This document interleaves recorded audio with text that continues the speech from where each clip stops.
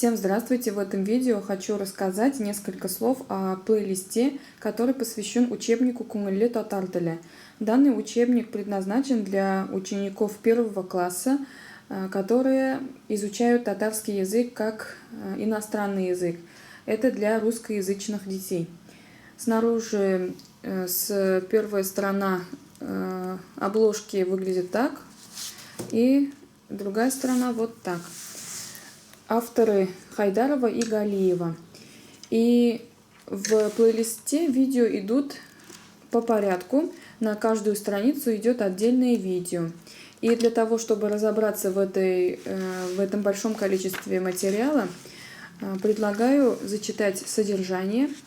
И если нужно будет поискать информацию, можно искать его по тематикам. Первая тема идет «Эйдегестану Шабас» с 4 страницы по 14 страницу. Здесь тематика знакомства. Далее идет «Урманду Слараба». Здесь у нас идет в основном про животных. «Мектепте» в школе, про школу, школьная тематика. «Юрт хайванара хэм кушлары». Здесь у нас домашние животные и птицы. «Бакшада» в огороде. Все, что касается овощей и фруктов. Зима, все, что касается тематики зимы, там Новый год, Дед Мороз и так далее. Дальше «Будь здоров», все, что касается темы здоровья, части тела. И следующая тематика «Наша семья», папа, мама, бабушка, дедушка. В магазине, здесь мы говорим про продукты и о том, как купить, например, платье. Тематика посуда, одежда. Дальше «Шахарде» в городе, мы там читаем диалоги про город, небольшой текст про город и диаложки, так сказала.